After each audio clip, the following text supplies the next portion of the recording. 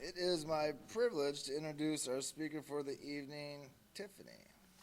Or morning, for the morning, Tiffany.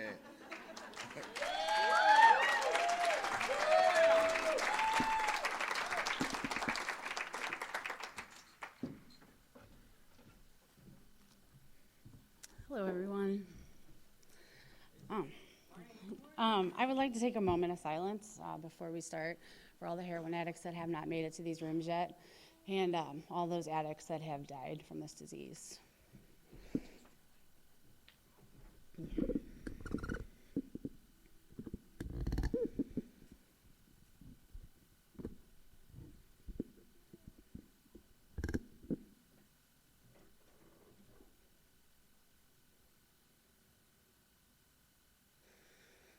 Thank you. I'm Tiffany. I'm a grateful recovering heroin addict from St. Louis, Missouri. Whew. I'm honored to be here. And when I got the phone call from Tim, he asked me to speak. I was like, "You sure you got the right Tiffany S?" Yeah, it's pretty surreal for me. For this dope fiend that was once so lost, prostitute, junkie, couldn't get out of bed without cooking my breakfast in a spoon, wasn't able to be a mother to her children. I was not a good spouse to my then boyfriend. I stole from my family. And, most importantly, I stole my mother's peace of mind. She couldn't sleep at night. She didn't know whether she was going to get the phone call in the morning that her daughter was dead. This program has saved my life. The people in these rooms have saved my life. My sponsor has saved my life, but most importantly, God has saved my life. And for that, I'm eternally grateful. And I show my gratitude by sponsoring other women in this program. I show my gratitude by taking care of my children the best that I can. I show my gratitude by getting up every day and going to work and being employable and just trying to be the best Tiffany that I can be. And I don't always do it very perfectly, I can tell you that. I get restless, irritable, and discontent. I rest on my laurels more often than not. But, that's what sponsors are for, When I'm having one of those days or weeks, I finally come to my senses and I'm like, oh, maybe I should call Mo, And I call Mo, and all she has to say to me is, where were you at over 3 years ago? I want you to take just a second and meditate on that and think about where you came from, that tiny little crappy slum of an apartment you were, living in on the south side of St. Louis. The tricks you were having come in and out of that house, the dope you were shooting. Today you're a homeowner.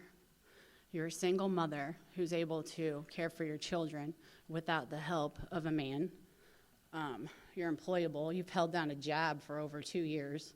That's crazy. You have good credit. That's insane to me. You have a car. Just all these things. I have all these material possessions that I never thought I would have in a million years. But most importantly, I have peace of mind today. I have a higher power that I do absolutely rely on because, people will fail you every single time. We're just human, But it was those moments of my sobriety that, when I wanted to give up, that, the pain was so great that I didn't think I could go on, that I turned to God. And God told me, I got something better for you, Tiffany. He always said, I got something better for you. And, I thought that something better was going to be a man, or, money, all that, material crap or whatever, that outside stuff. But really what it was the love of myself, loving myself enough to keep on going, to show my children that, leading by example is simply just leading by example, being the best person you can be. I have a sobriety date of February 28th, 2015. I was born and raised in St. Louis, Missouri. I did live in Austin, Texas for a little while. I don't know if any more of the Austin cats are here, but, I love Austin. So did a whole lot of partying down there when I lived there. But, I grew up in your typical, alcoholic home. I never knew my biological father till later on in my life. So, growing up, the only dad I knew was an alcoholic stepfather.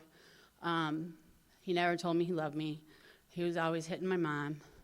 He was always yelling at me. I was terrified of him, I was always walking around on eggshells in my house. I had 3 younger brothers. I was forced to grow up real fast. My parents, they were always partying when I was young, and eventually they got the divorce. And while they were going through the divorce, Mom decided to go off and do what she wanted to do. And I, had to take care of my brothers, and that's why I say I had to grow up kind of fast. I didn't get to do, typical teenage things that teenage girls get to do. I didn't get to go and hang out at the mall with all my friends. I had to, sneak out of my window at night to go and hang out with the boys or whatever, because I always had to take care of my brothers growing up. So I think in turn that just kind of where my downward spiral slowly started. Once I was kind of old enough to get a little bit of independence, I went crazy, and it starts with alcohol for me. It starts with pot, and then it slowly progresses. And, whenever I was 26 years old, somebody introduced me to heroin. And I hated heroin because I saw what it did to my best friend in high school. I used to sit there and cry to Michaela and be like, please stop. I'm watching this destroy you, and you're such an amazing person. You're my best friend. Why can't you just stop? And we're both bawling, our eyes out, and we're sobbing. And she's like, I can't stop.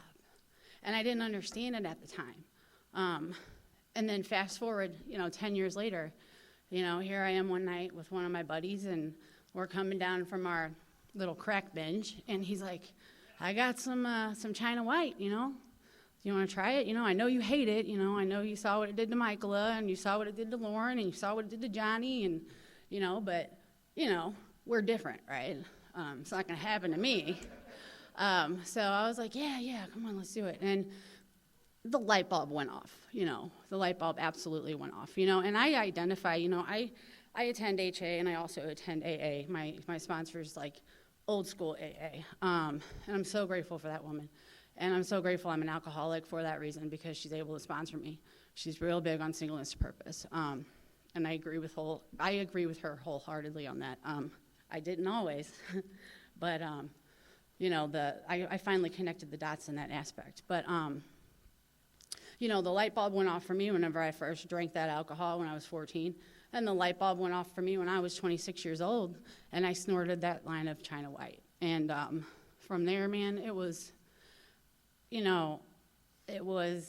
a downward spiral for real. Because within the first year of being a heroin addict, I had caught my first felony case down on the riverfront. Those arches that St. Louis has? Yeah, St. Louis Arch. That's where I was. And me and my boyfriend at the time were trying to make some money. Our hustle was stealing copper. So we decided to be real smart and go down to one of the barges and steal some of this copper. But it was connected to this electrical a light. And we're like, oh, we'll just cut it. Nobody will know. But unbeknownst to us, somebody was working on the barge. And they called the police. And that's how I caught my first case. And, my boyfriend at the time was such a raging heroin addict, just like me, and he was lying to the cops all the way to jail. It wasn't me, officer, because he's from Brooklyn, New York, so he's got that Brooklyn accent. And he was like, it was these other guys. They came by, they cut the wire, and they took off that way. And I was like, I'm over here like this. Oh, my God, I just couldn't believe that he was continuing to lie and lie and lie. And the cop's like, I know I'm beat, right? So I go to jail for the first time, for real, outside of a traffic ticket. And I think they're going to let me out the next day. But they didn't. And whenever that cell door slammed shut in the Justice Center in St. Louis, man, things kind of got real for me at that point. But that wasn't enough to make me stop, you know. I got out of that workhouse.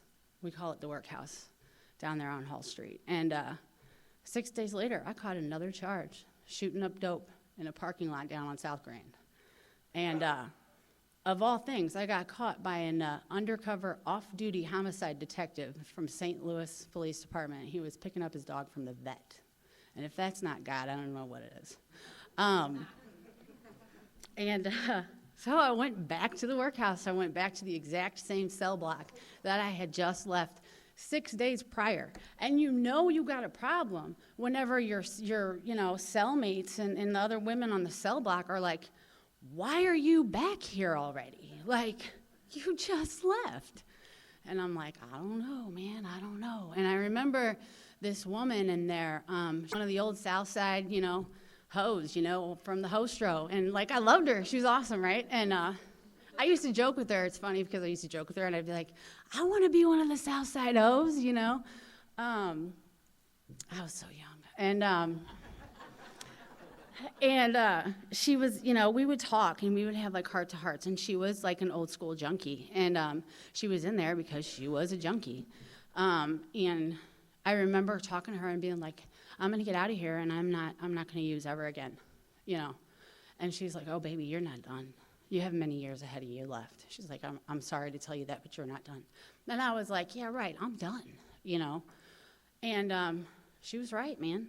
I got out, and I was accepted into a St. Louis City drug court. And today, I remain forever grateful for that program because I truly believe, in my heart of hearts, if I had not entered into that program, I would not have found the rooms. When I did, I believe I'd be dead today.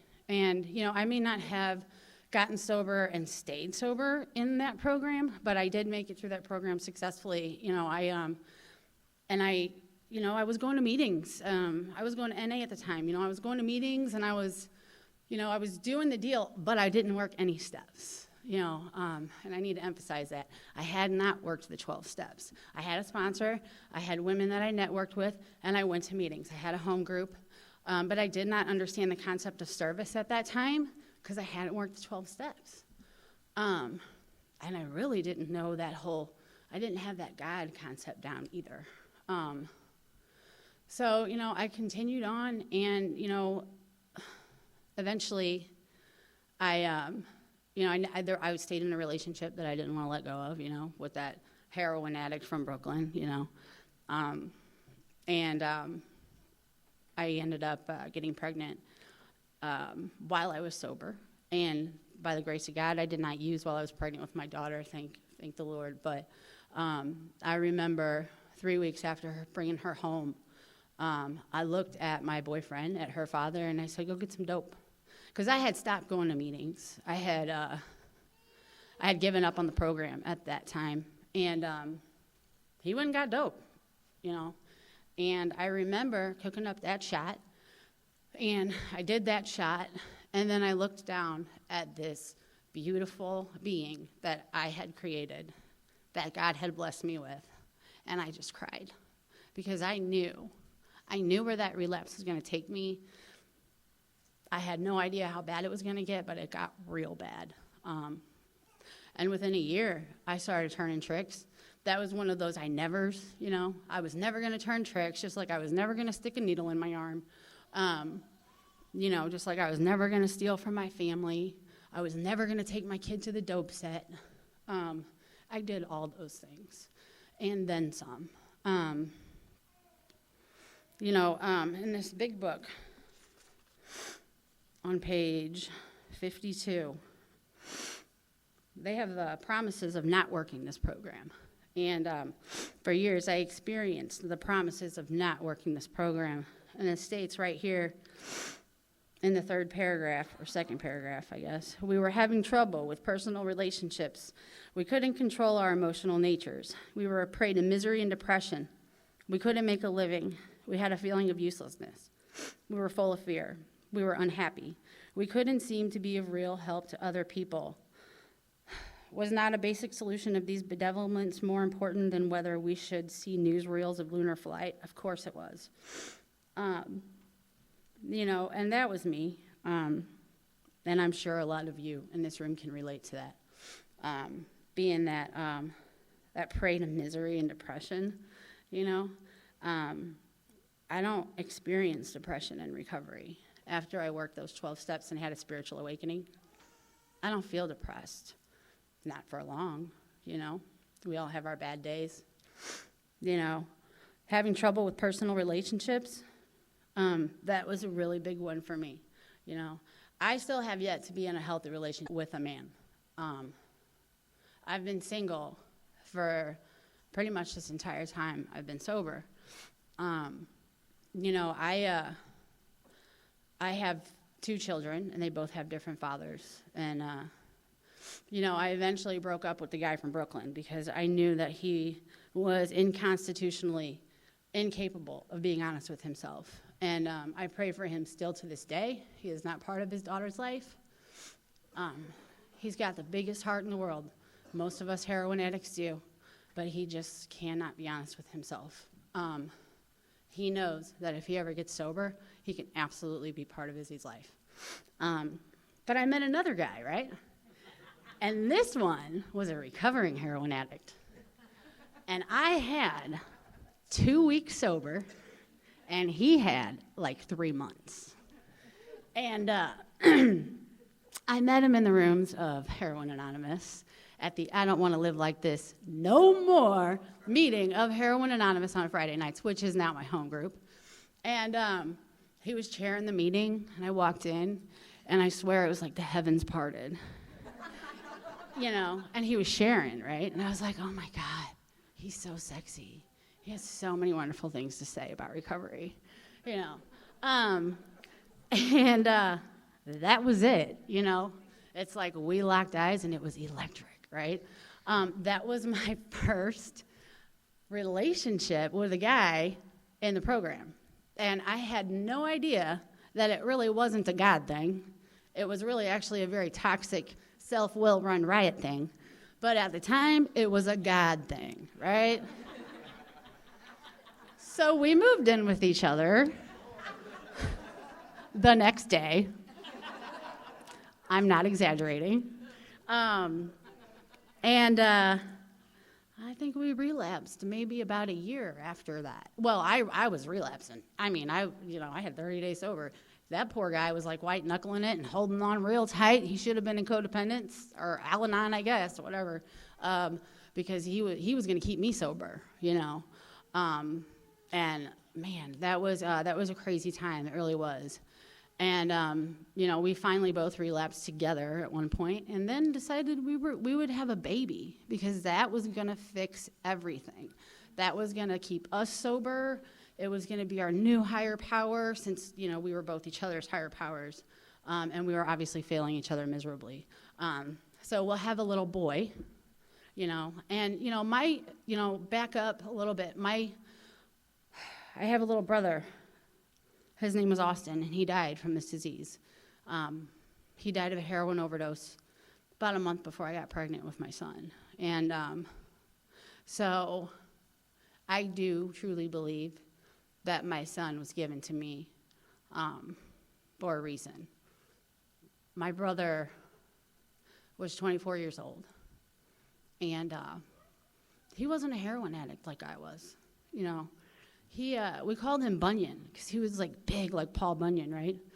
This kid towered over me, and he was my little brother, and him and I had a connection. You know, he was the only brother I had that would go to meetings with me, and because I have 3 younger siblings, and they're all boys, and they're all addicts. We're all addicts, and Austin was the only one that would like try with me. You know, he would try to go to meetings. He would try to get clean, you know, and when he died, it broke my heart, you know. He called me the Tuesday before he died and left me a message. I didn't answer the phone because I was using. You know, I had to go get dope. I was on the grind, you know. I was a prostitute. I had to make my dope money. I had to turn these tricks and get this money so I could get high.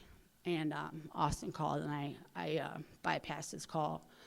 And then I listened to his message later, and he wanted to go to a meeting.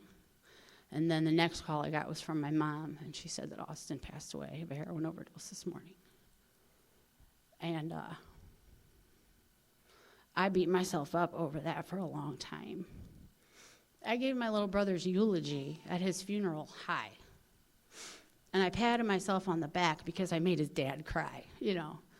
His dad never cried, but I made Robbie cry, you know, and that was like, I prided myself in that. But I gave my little brother's eulogy high, and he died of a heroin overdose. You know, and he just dabbled.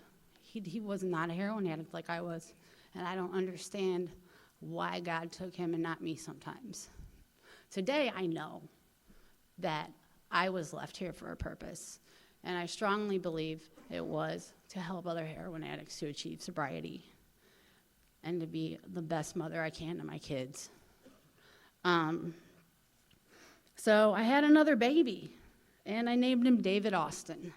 And, you know, I tried so hard to stay sober during that pregnancy.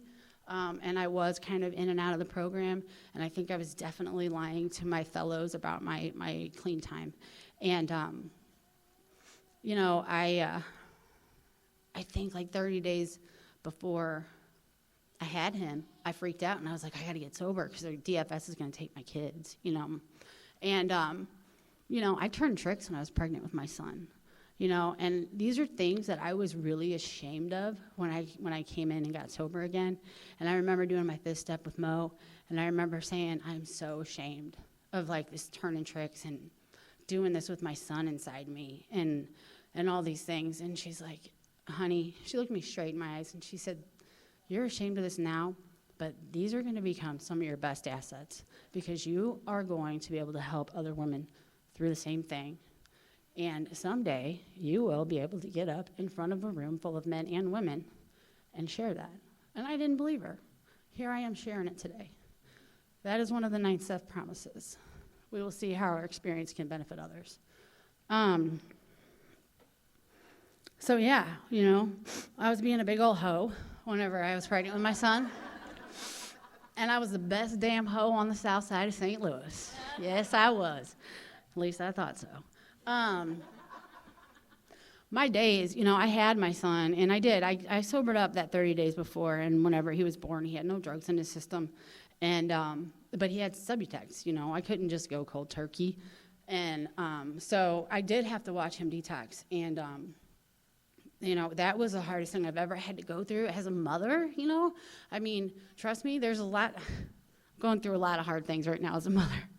But that was really tough. You know, I sat in that NICU and I cried and cried and cried watching my son go through tremors after he ate, you know. But thank God, you know, they detoxed him successfully and he didn't have to get any methadone or anything like that. So I took him home. Well, my mom took him home and I got him back 30 days later. But, you know, because they had found drugs in my system from way before.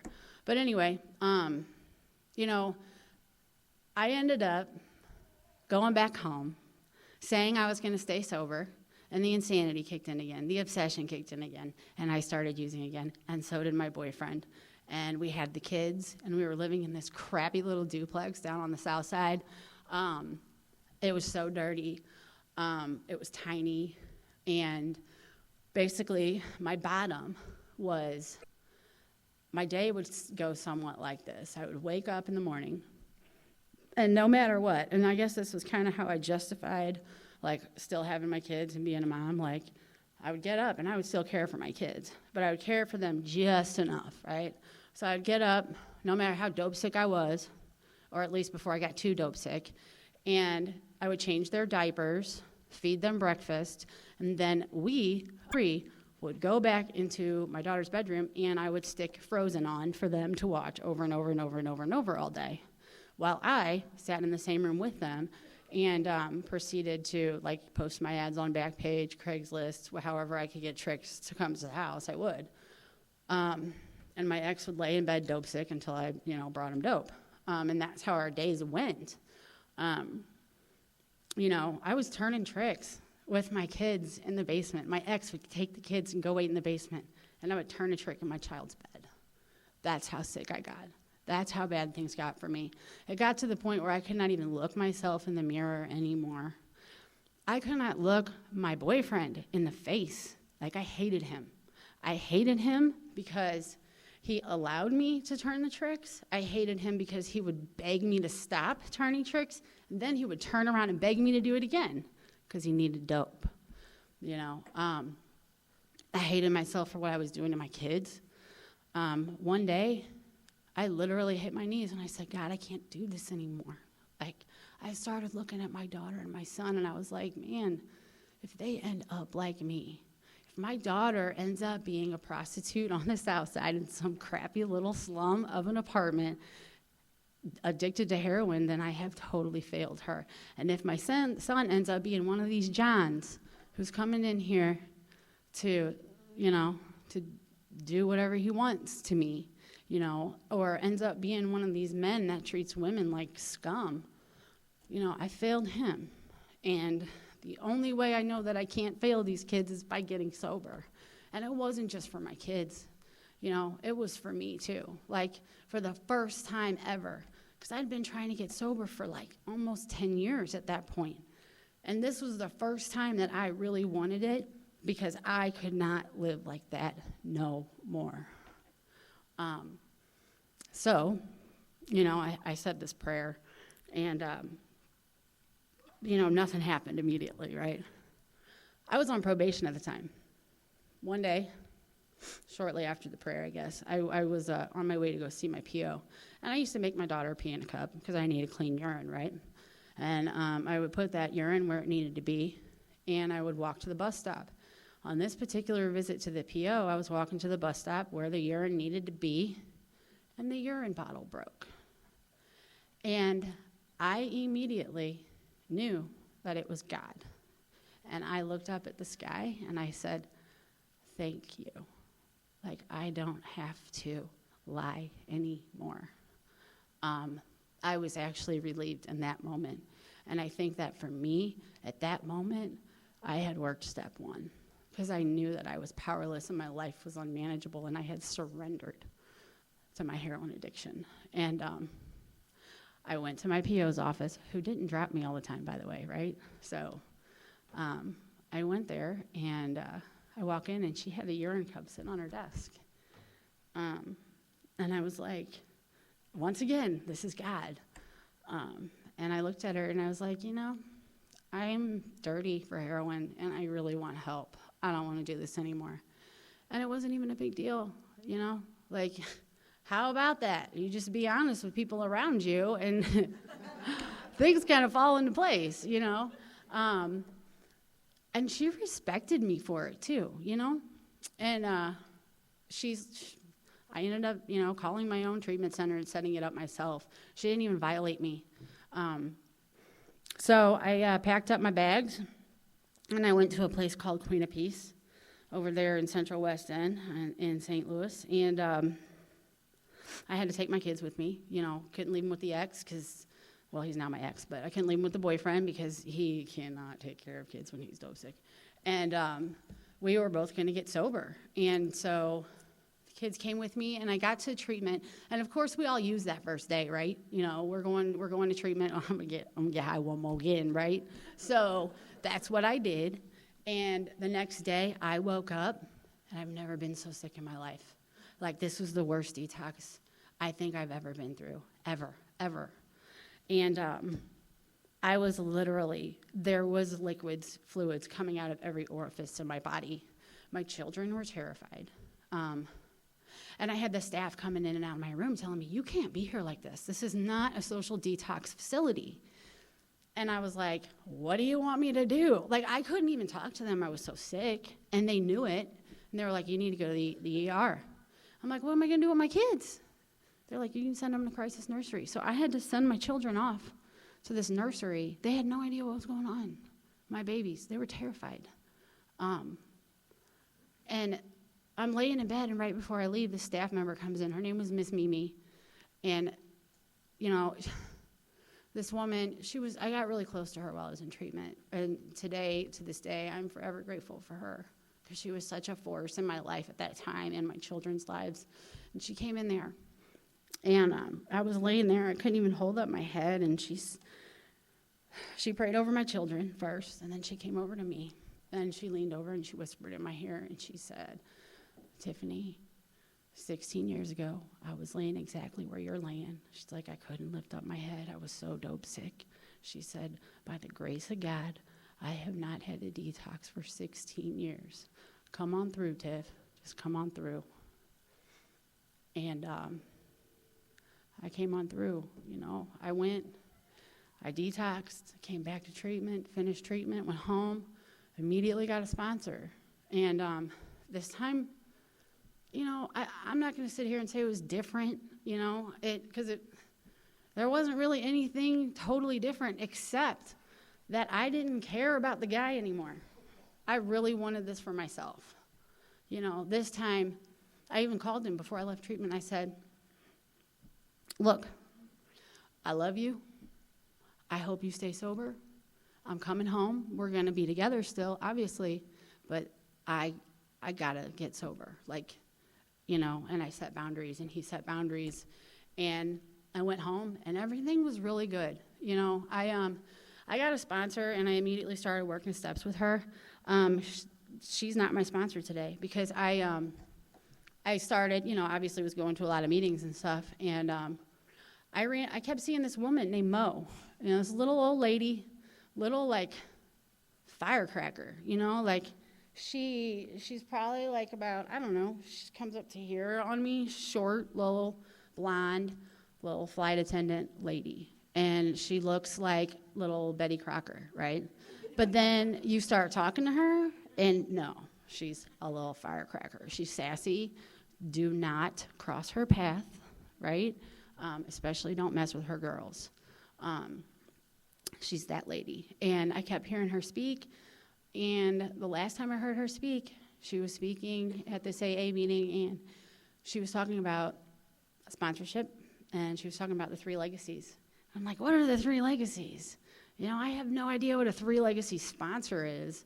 And then she also was talking about how her sponsees had long-term sobriety, a majority of them.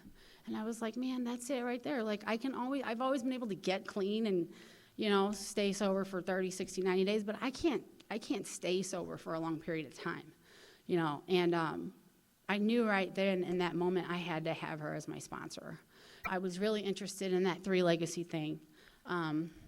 Nobody had ever taken me through the traditions before, and I had only worked at the steps one other time. And what's with these concepts? I have no idea what those were. So, and it wasn't just that, man. Mo walks with such a grace and dignity that I had to have. I did not respect myself. I was that would come in the rooms and sleep with every dude that would even just look my way. I did not have any love for myself. And I wanted what Mo had. So I asked her to sponsor me. And she's like, only if you'll go steady with me, because I don't do any temporary sponsoring. So I was like, okay, I'll go steady with you, Mo. So we got right to work. And, I think I got through the 12 steps with Mo in about 10 months. And, we did step 1. We go directly through the book. Oh my God, my 4-step. Man, my 4-step. Whenever I sat down to do my 4-step with her, because I was worried, right? She gave me a week to write my 4-step out, because we don't need to sit in our own crap, right? So I wrote out this 4-step in a week, and it was 22 pages long, of computer paper that was like that. And when I sat down with her, she was like, oh my God, this is so long. And I was like, well, I was afraid that you would send it back if it wasn't long enough. I didn't want you to make me rewrite it. So we had to meet twice to do my 5th step, because I had so much stuff down. But man, I had so much crap, I had to get that out. Step 1, I told you I did step 1. Of course we went through it in the book, but I knew that I was a heroin addict. I knew my life was unmanageable. Step 2 and 3, I came to believe that a power greater than ourselves could restore us to sanity. And then we're entirely ready to have, step 3.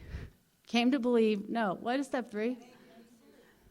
made a decision to turn our will and our lives over to the care of God as we understood him. Thank you. So step 2 and 3, man, that was a really, really, really big one for me this time. I knew, and Mo emphasized early on, she's like, you need to have a God in your life, and it cannot be David, and it cannot be your, kids. It cannot be anybody but God. You just got to know that there's a God, and it's not you, and when I talk about God, I used to be one of those addicts in the room that would not say the God word, because I didn't want newcomers to be like, what the hell, man, this is a religious program, blah, blah, blah. Because I was that newcomer, I didn't like that word. I hated that word.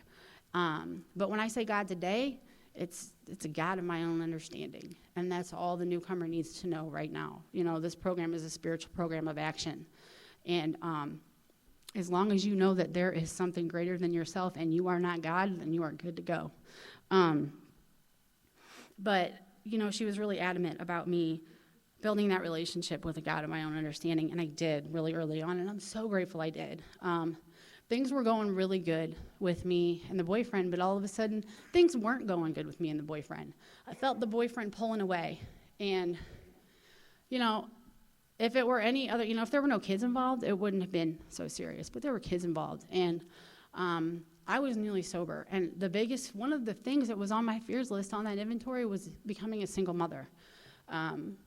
And so 6 months into, actually it was right around my 6-month anniversary, which is one of my pivotal birthdays for me. That 6 months means so much to me. We split up suddenly. He stepped out of the relationship. It was very painful. It was very public. And I literally did not know what to do. I lost it, and I that night, one of my girls came and picked me up, and we went to a meeting, and I vomited. I vomited in that meeting, but I didn't know what else to do. I needed to grab onto the people in these rooms, or I was going to go use, because that's what Tiffany always did. Whenever stuff hit the fan in my life, I would go use, especially whenever my higher power didn't love me anymore, right? So, today, at that time, he wasn't my higher power anymore, and I chose to turn to the higher power of my understanding, which was God. And I got through that. And like I said, I thought that God had something better for me, which was another man, but it wasn't. Today, I stand here still sober. I think I had 3.5 years just the other day. And I am a homeowner. I'm employable. I have all those things that I told you about in the beginning of my talk. And I'm still single, and that's okay. And some days I get real on a pity pot about it. But today, I'm okay with it. There have been so many amazing things that have happened to me since I've gotten sober. I've gotten to take other women through this book, and that in itself is such a gift. My sponsees mean everything to me, and I love you because they keep me sober. I have one right now who's really struggling, and I know I feel her pain, man. I remember being that addict that kept coming in and out of the rooms over and over and over and recommitting. I had so many white key tags at one point that I was going to decorate my Christmas tree with them. Really, I was. But, thank God I haven't had to get another white key tag in over 3 years. And it's all from working these steps and taking action and taking suggestions from my sponsor. Whenever my ex and I split up, Mo was very adamant. She was like, you are not going to go get under another man, because that's not going to work for you. As a matter of fact, in this big book, that sex inventory was huge for me. It was so huge for me. It says right here on page 69, we reviewed our own conduct over the years. We reviewed our own conduct over the years past. Where had we been selfish, dishonest, or inconsiderate? Whom had we hurt? Did we unjustifiably arouse jealousy, suspicion, or bitterness? Where were we at fault? What should we have done instead? We got this all down on paper and looked at it. And I really looked at that sex inventory. And, I thought that all these men had wronged me, especially those tricks, right? All those Johns. And I had to literally get from my head to my heart that I played a huge role in all that. Huge role, every relationship I had ever been in, I played a role. I was not innocent, I played a role in my ex leaving the way he did. I hurt him beyond belief, that could have been a very good relationship. It could have been potentially very healthy, but it wasn't. We were not in the right place to be healthy. I feel like if you haven't worked these 12 steps, how can you know what you stand for? How can you know what your principles are? How can you love yourself? So if you don't love yourself, how can you love another person? It's just that simple for me. And I did not understand that for years. Years I didn't understand that. I grew so much from that relationship with him and that breakup with him. I essentially found myself. And I actually told him that. I didn't get a response in that text message, but I did. I told him, I think it was on his 3-year birthday. I texted him and I said, happy birthday. And I'm so grateful for your sobriety. And I am, dude. He's a great father to his kids. I do not always agree with his principles or the things he does. And he definitely does things to still hurt me. But I don't think he does it directly to me. We are all sick in our own way. And like I said, we are all human. So what's important to me today is that my children have a father that is sober, and that is all that matters today. After we looked at our sex conduct and we looked at whether we arose that jealousy, suspicion, bitterness, or anger, and we looked at it on paper, it says, in this way, we tried to shape a sane and sound ideal for our sex life. Thank you. We subjected each relation to this test. Was it selfish or not? We asked God to mold our ideals and help us live up to them. That's the relationship prayer. I had no idea there was a relationship prayer in the big book. Thanks, Mo. We asked God to mold our ideals and help us to live up to them. Like I said, I haven't been in a relationship yet in recovery, but I definitely still have a sex inventory that I have to, try to live by. And it's not easy, man. It's just not easy. But I'm a hell of a lot better than I ever was before. And I respect myself today because of that sex inventory that I did, that thorough sex inventory that I did. What else did I want to read out of this book? How long have I been talking, guys? How much time do I have to? Okay, cool. Okay, this fellowship's absolutely amazing, the things it has given me. As far as the service work goes, I'm not able to be like the service guru in our fellowship back home. The way I give back is by sponsoring to the best of my abilities. I'm a single mom, and I don't get to be as active as I would really like to be, but I know that day will come for me someday. And I absolutely will do a lot more. Right here, it says on page 14 of Bill's story, this is a very powerful warning in our book. It says, my friend had emphasized the absolute necessity of demonstrating these principles in all my affairs. Particularly, was it imperative to work with others as he had worked with me? Faith without works was dead, he said, and how appallingly true for the alcoholic. For if an alcoholic failed to perfect and enlarge his spiritual life through work and self-sacrifice for others, he could not survive the certain trials and low spots ahead. If he did not work, he would surely drink again, and if he drank, he would surely die. Then faith would be dead indeed. With us, it is just like that, and it is just like that for us. Heroin addicts, Nobody can work with another heroin addict like another heroin addict. I can't relate to anybody on that level. Whenever I first went to a Heroin Anonymous meeting, it was the second one in St. Louis ever, and in the past I had always done NA or AA, and I never truly felt that connection. But whenever I sat in that meeting of Heroin Anonymous for the first time, I felt like I was at home. I heard other heroin addicts talking about their struggles with heroin and their addiction and all the things that they had done, and it struck something in me. Every single one of us in that room had goosebumps that night.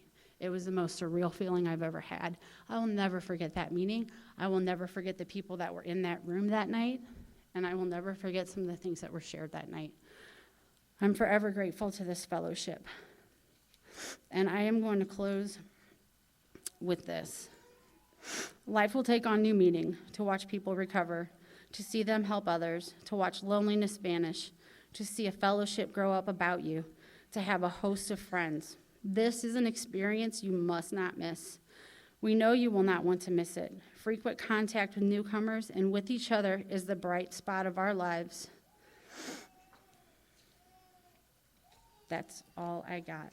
Thank you.